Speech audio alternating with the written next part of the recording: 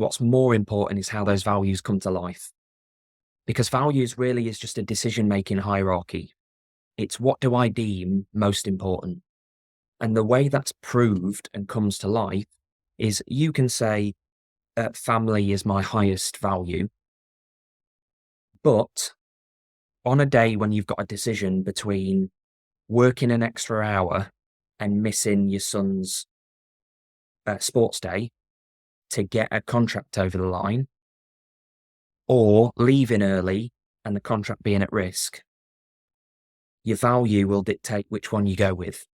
And it's not quite as linear as that, because you go, well, it's not. Let's say you choose the contract. It might not be that you're choosing money over your family. It might be the fear of losing your job, or it might be the recognition you would get in the company. You're listening to the Sales Today podcast, and I'm your host, Fred Copestake. On this podcast, we explore how sales professionals can develop a modern approach to winning business, the application of virtual selling techniques, how to create meaningful business relationships, and much more. Why not take our free collaborative selling scorecard to see how your sales approach suits today's environment? You'll find a link in the show notes. And welcome to this episode of the Sales Today podcast, where I am joined by Dan Fenwick. Dan is a sales recruitment specialist, so founder of Venture 10, which do this, and do it in a slightly different way. We've had a little conversation before. So Dan, first up, welcome. Good to be here, Fred. Thanks for inviting me. No, please, you're here because, when we were chatting, you were kind of explaining to me that you do stuff a little bit differently to a lot of the recruitment industry, which you did say to me off air, which I can share, that everybody hates us otherwise, or something like that. I mean, could you explain both of those things? Yeah, sure. So I've been in sales all my life. So from starting my own sort of first business at 12, I started by knocking doors and offering to clean cars. So that's where we started. That was my first sales role, door knocking. My first sort of official professional sales role was door knocking again, but selling on the doors, and then have been in various sales roles all the way through. So I know from a recruitment point of view in sales, I've seen so many salespeople come and go, and for various different reasons, as we all have. If you're probably listening to this and in sales, you've seen an insane amount of people come and go. So when I got asked to do a piece of consultancy work for a recruitment agency, and I went and spoke to various different stakeholders involved in recruitment, so recruiting companies, hiring managers, internal recruitment teams, recruiters, candidates, of course, the resounding response I got was, we hate recruitment. And for understandable reasons. And I think there's many of us have been through various different recruitment processes, or have looked for work in different times, or have applied for roles, or whatever it might be. And it was a variety of things. It was people not getting back to you, the role not being as described. You were sold the vision, sold a dream, and you went in and it was anything but that. Hiring managers thought they were getting a certain person from a recruiter, and then they turned up and they were very different. Being bombarded with CVs, recruiters not being paid. On each different side of the triangle, wherever you looked, it was very collaborative and uncommitted. Each side wasn't very committed to each other. So just leaves everybody feeling like it's a pretty terrible experience on the whole. So it was those two things really. It was finding out that people feel that way about recruitment, and it was my own experience from the best part of 20 years in sales, and seeing it in the flesh. People coming, people going. You never really know who's going to be good or who's not until they've been in the role 6 months or 3 months, and you've given them a chance to get some runs on the board. And often by then it's too late. They're causing chaos. They're falling out with people, including clients, and costing you a few quid on the way. So mix of those two things. Yeah. Oh, you paint such a pretty picture of it all. Yeah. And the triangle, just so I'm clear on this, we're talking the employer, the recruiter, and the candidate. Yeah. That's the candidate. So all of those links are broken potentially, and everyone's unhappy. Yeah. I mean, the traditional model now is that the recruiter will typically sort of cold call still the hiring company and say, I've seen you've got a job on Indeed. I've got a load of wonderful candidates you ought to see. And they go, really? That's quite tempting. Can you send me some? I'm not going to pay you until I've seen them. And then they get sent a load of CVs. hopefully with the wind in the right direction, they're remotely the right type of person they want to see.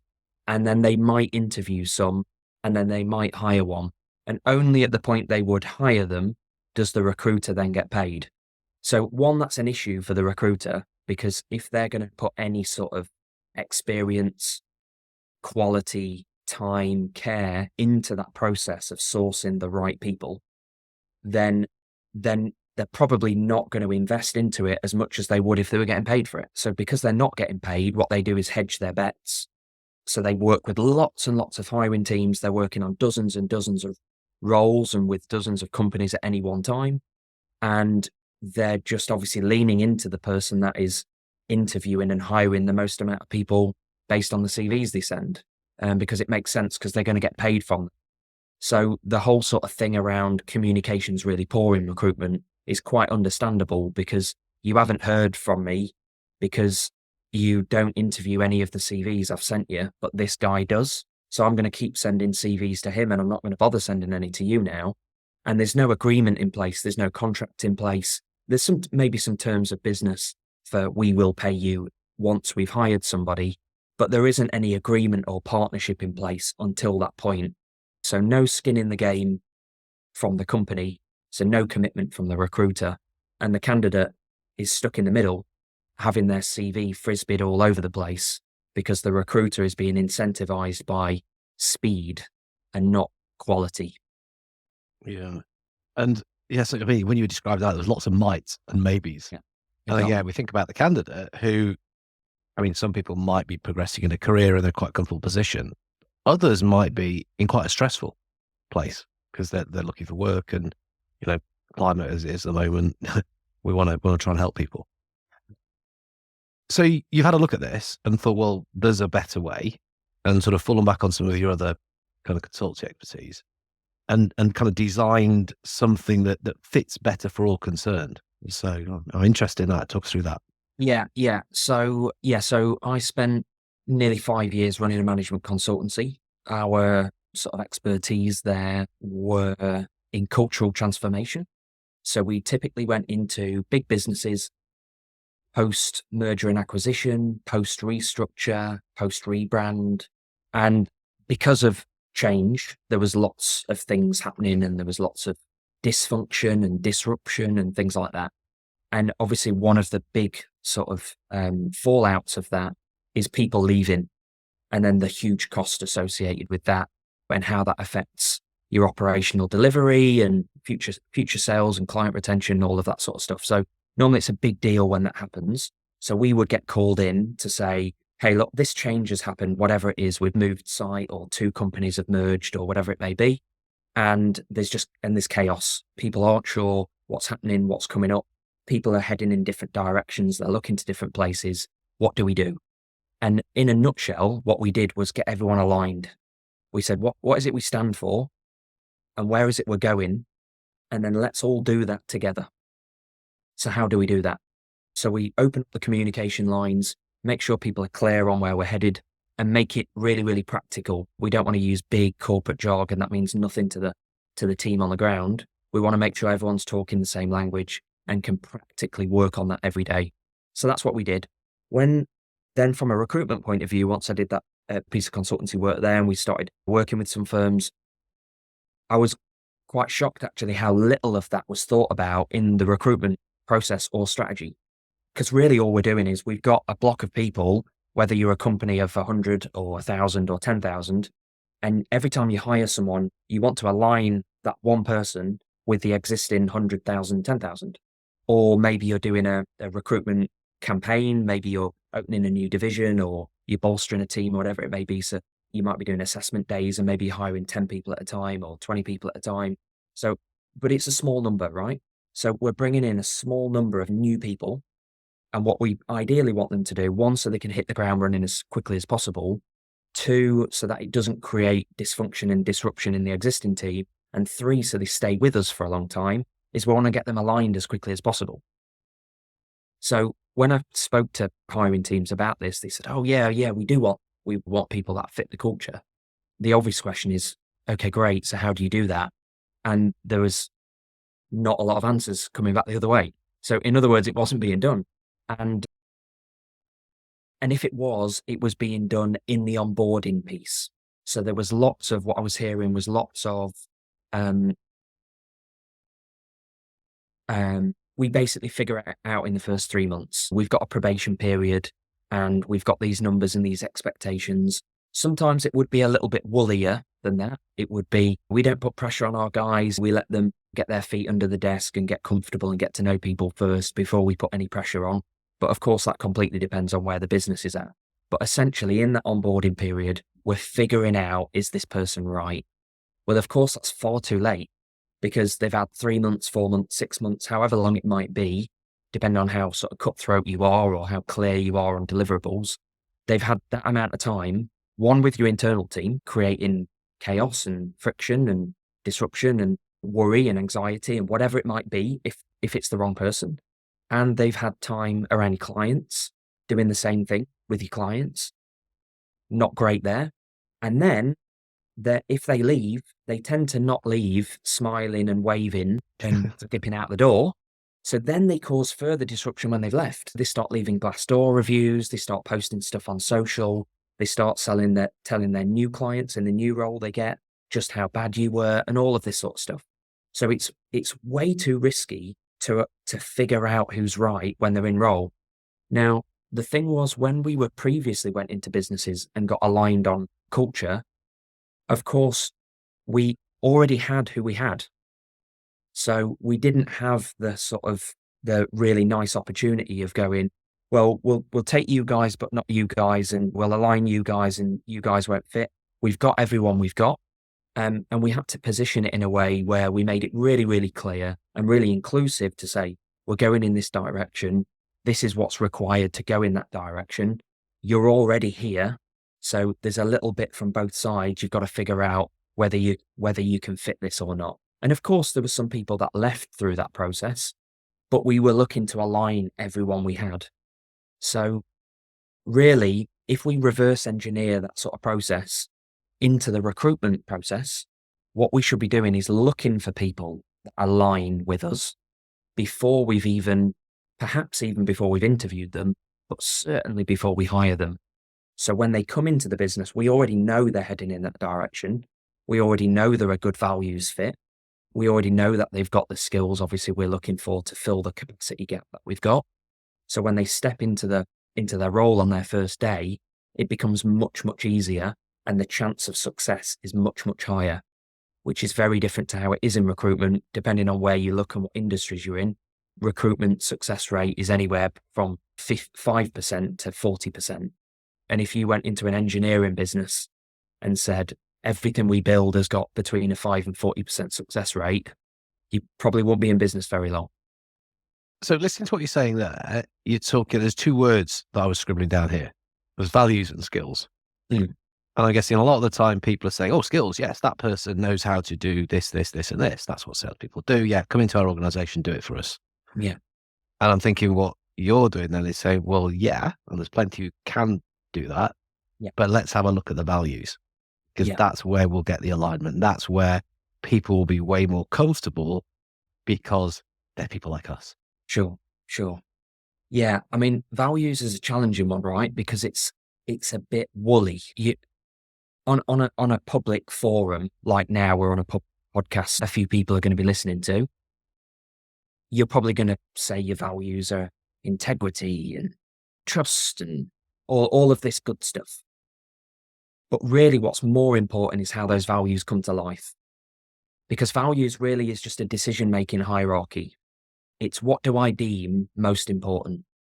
And the way that's proved and comes to life is you can say, family is my highest value. But on a day when you've got a decision between working an extra hour and missing your son's sports day to get a contract over the line, or leaving early and the contract being at risk, your value will dictate which one you go with. And it's not quite as linear as that, because you go, well, let's say you choose the contract. It might not be that you're choosing money over your family.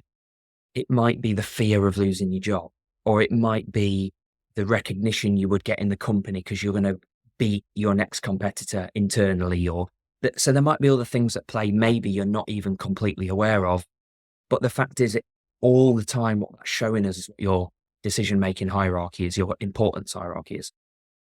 And that comes out in the decisions you make and ultimately the behaviors you portray. So what we look at when we talk about values, because we want to make it as practical as possible, is we look at behaviors. So we look at the behavior of the existing business and go, how is it that people are behaving? What is the behavioral norm of this business? Therefore, what are the strengths of those behaviors to you as a business? And what are the gaps, if you were to fill, would make you more diverse, and therefore make you stronger in the marketplace? So we look at that. And then we also look at the behavior on the roll. So we tend to do a benchmark against the high performers currently in that business. And we look at the strengths overlaps. And we also look at what that profile is, the behavioral profile of that person is, so that we can match that to the incoming candidates. And that is not necessarily completely different in every business. You might get similar sort of behavioral pictures, but it is different to each business. So where that feeds back to from a skill set, you mentioned skills and values, is lots of sales job descriptions are very similar. The bullet points are, you need to be able to negotiate, you need to be able to put a good proposal together, you need to be able to deal with different stakeholders within an organization, you need to be able to put your data on CRM is normally on there. So we've got quite typical sort of bullet points on there. And really what most sales directors are looking at is a sales guy or girl that has been in a similar environment that has knocked it out of the park in the past, which is fine. You're looking at kind of past history, and that's what you end up talking about in the interview. Tell me where you've done this before and all this sort of stuff to try to get a bit of a handle on that behavior. Well, if you think about that, it's, I've been in a similar business or I've been in the industry before. Anyone in an interview is going to tell you they've knocked it out of the park. I exceeded my quota in my first quarter. I was top salesperson that year. And as soon as you ask anyone to prove that, bring your commission slips in with you, where surely you got a certificate to say you were the number one salesperson in the company. If you could forward those over to me, that'd be great. And then you get crickets, because not everybody can be the top salesperson in their business. So you're always going to get someone putting their best foot forward in an interview. That goes without saying. But the other thing that goes with that, even whether they were necessarily the top salesperson or not, is your company is going to hold a different environment to the last one or to another company. And because it's culturally different. And that might be because your focus within the business is different. You might have an innovation focus and you're constantly looking at product development, how you can be different in the market, how you can be offering more value, how you can save time, how you can save money, how you do things with a lower carbon footprint, whatever it may be. Whereas others are, we're the market leader, we're number one, we work with these big logos. So the focus inside a business is different. How they work is different.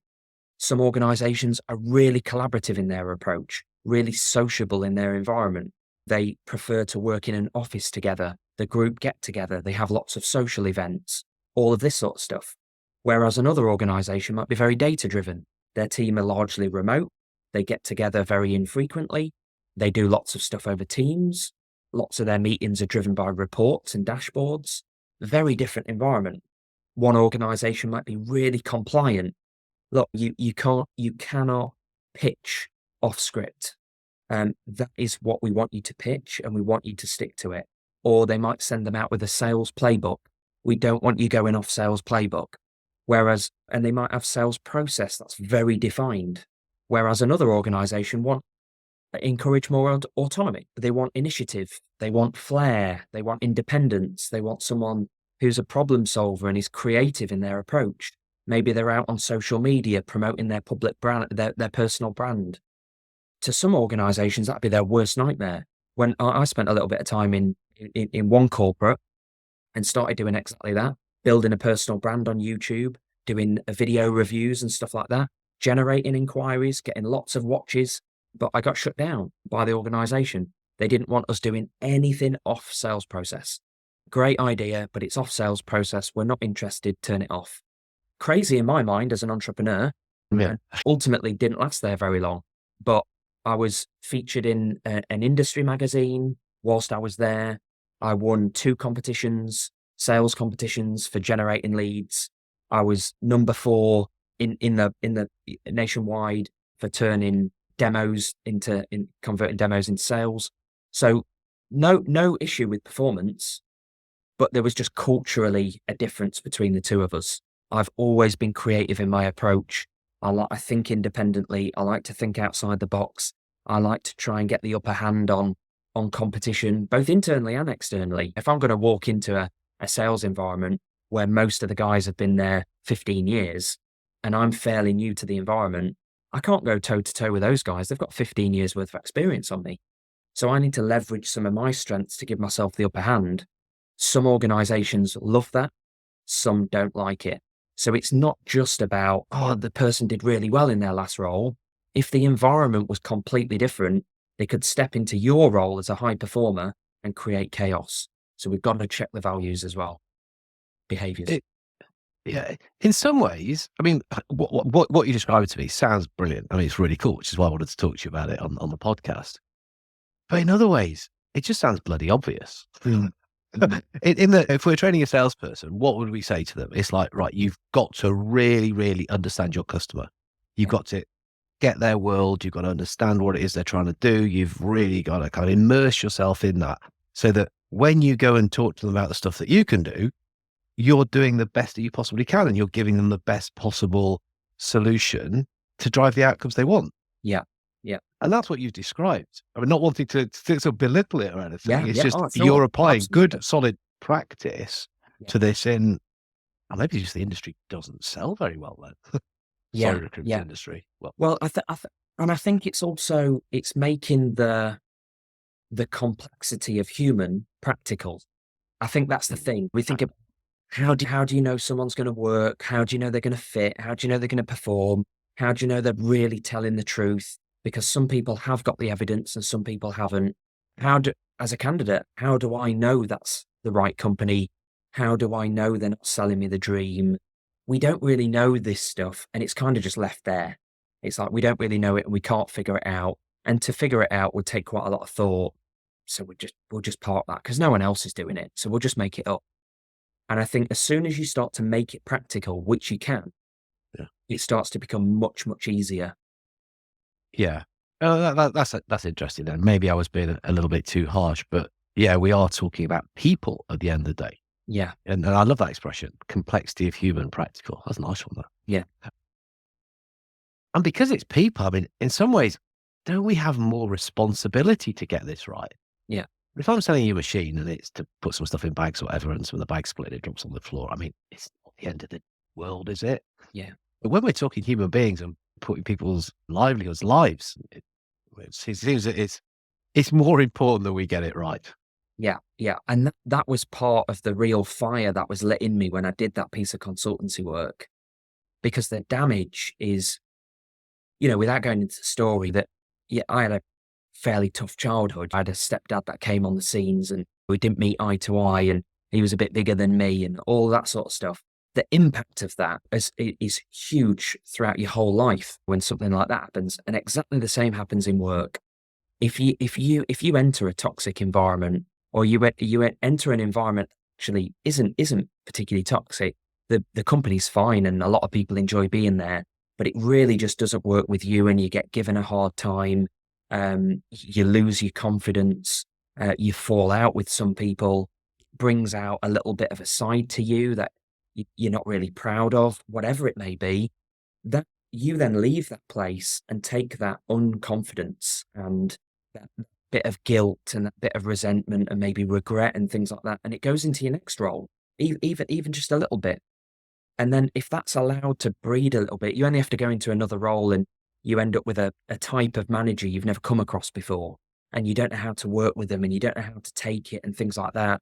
And then suddenly these little seeds that were sown keep sprouting. And 15 years on, you've been job hopping all over the place. You've gone from performing really at quite a decent level. And now you haven't really performed in 10, 15 years. You've lost your way a little bit. It can be hugely impactful on people. And therefore, if you've got people like that in your business, it's impactful on your business, both internally and with your clients, because they feel it and hear it, don't they? On the phone, they can hear that wobble. Maybe it makes people make the wrong decisions. Maybe ought to send that email back, which is really integrous, Unfortunately, we don't do this, or unfortunately, we can't do it in that way, or unfortunately, it is going to take 5 weeks to deliver this. But because of the confidence or because of something that was said previously, or we go, yeah, I really need a deal. Yeah, no problem, Mr. Customer, Mrs. Customer, we can do this in 3 weeks. And then the cards start to tumble. So it can have big implications by getting this wrong, commercially on the business and personally on people. So yeah, we definitely ought to get it right. Yeah. And that's what you've done is I've written cracking the code. That probably doesn't do it justice, but have ways to kind of measure and understand that culture and then understand the person better, their values, and match those up. So Yeah. it's got a far better chance of working better. Yeah. Yeah. Again, it's making it practical. I think cracking the code is over-egging it, actually, Fred. I felt like it's a Da Vinci comparison going on. Oh, mate, have it on me. Nowhere near that, that is for sure. But yeah, it hinges on the job description, and you go both sides on it. You pendulum both sides strategically into what that role means and the brand of the organization, and then it swings the other ways and goes into the practical side of the recruitment process. But it hinges all on the job description. We actually call our job descriptions that we build out and define with our clients performance profiles, because that's what we want, isn't it? We bring someone into the business. We do want a person we really like, and we do want a person that's really going to enjoy the role, but we want someone that's going to perform. That's why we're bringing them in. And the same for the candidates. Like, people want to come in and do well. I don't think I've ever spoken to a candidate, and none of the team have come back to me and said, "Hey, Dan, I don't know if you any ideas where we can place this person." They want to find somewhere where they can really do badly. They really want to underperform. They want to miss target. And yeah, they just don't want to get on well. Any ideas where they could go? Never heard it before. So maybe that person's out there. But on the whole, people want to do well and the company want them to perform. So that's symbiotic. So with a job description, let's not describe the job. It almost sounds a bit naff, doesn't it? Like, here's a description of the job. It's like filling seats. We want a profile of what performance looks like. And in a nutshell, that is the overarching purpose of that role. And we might want to go a little bit further than sell. The purpose of this role is to sell. We know that bit. But again, every business is unique.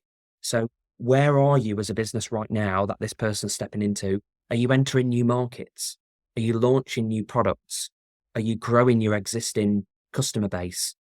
What is it you're doing and where are you? And what's the real focus? What's the real purpose of this role? So that's the overarching piece. And then into that goes lots of, or a few objectives. And again, those objectives are going to be different from business to business. So depending on what team they're in, what their role is, whether they're in business development, whether they're in lead generation, whether they're in account growth or account management, the remit of that role is slightly different. Is it to penetrate more accounts? Is it to penetrate more accounts with a specific product? Is it to open geographic areas? Is it to change the demographic of audience we're going out to? What is the specific objective? Is it time? Is it quality? Is it lifetime value? What does this person want to be focused on all the time? And that obviously then down the line feeds into your world, Fred, training, development, leadership, all of that, because we ought to be investing in the stuff that creates more performance and more objective success, rather than generic sales workshops or whatever it may be. So we want the objectives, the core objectives, and then even they might be a little bit not necessarily sort of smart or measurable individually. So we want to make them measurable. So what are the key results that go into each of those? So we end up with a set of OKRs, if you know that term, objectives, key results. So we end up with a set of key results. So what this looks like is faster demo to conversion rates, more client retention, more geographic growth. But we want to make this measurable. So if whoever was reading this performance profile could walk into the business in 3 months' time and go, done, done, done. That's on a Google sheet. That's on the CRM. That's on a dashboard. That's through our customer base. That's on revenue. And we would be able to make that applicable. And I've never seen, in all the performance profiles we've done, and we've done hundreds, I've never seen two that are exactly the same. But if you go on Indeed now and search business development manager, most of them are copy and pasted from each other, apart from a bit of a company bio at the top. And to be honest, you had me at purpose, as they say. No, because that's what you're aligned to, isn't it? That's when you are striving towards a common purpose, then yes, you're going to get far more drive. And that's kind of where I had a bit of a aha moment. Yeah, as a trainer, absolutely. I want people who are purpose driven, and I'll try to get better at doing what they do to achieve that bigger thing. Yeah. And then, yeah, the way that you're writing it, people are reading it and going, no, that's not for me. No, that's not for me. No, that's not for me. Brilliant. Yeah. Excellent. Good. At least we've sorted that out. Whereas someone else will go, wow, were they reading my mind when they wrote this? This is like one I would have made up for myself. I've got to get myself into that. I'm going to leave where I am now to get in front of this. And the thing that does that even more, wow, these guys are in my mind, is when you take that performance profile, what comes out, you automatically start getting a feel for how you want that person to be, how you want them to behave. The amount of job descriptions we've written where we've scrapped ambitious, hungry go-getter off the first line of the job description and actually started to portray someone that is quite different. They're very nurturing. They're very relationship focused. They're very consultative in their approach, etc., etc. No wonder you're struggling to find the right person. You're after hungry go-getters. They've probably been in volume-led industries and they're coming from these sorts of background. And they're giving you the big pitch in the interview, and you're thinking, this isn't going to suit our clients. But this is who you've attracted in your job description or your job advert. Now, with the objectives in mind and the clear results that we want to deliver, we now go, what's going to be really important? What are the really important behaviors or characteristics of a person that's going to achieve these results in the way we want to achieve them because of our culture, because we're really compliant, or we're really creative, or we're really relaxed in our approach and we take a long-term strategy, or we're really sociable in the way we do things. We run lots of events and, or we're really data-driven. Like, with that in mind and with these key results, that's the character we're looking for. Great. And then we bring that to life. We actually do it via an assessment. So we work with a research agency out in Canada. They've been researching work-based performance for 70 years. They've assessed over 700,000 people. So the data we work off in our assessments is pretty strong from people all over the world. So when we look at behaviors, we do it via an assessment.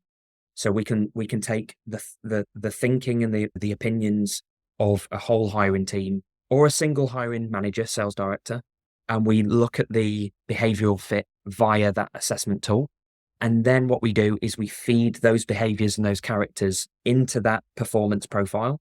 And exactly like you just said, Fred, you've got people going, that's me, that's me, that's me. So we no longer need 1,000 CVs to look through. We probably only need 15 or 20, if that. And we end up with a couple of people we're going to interview, and we're almost definitely going to hire one, if not both.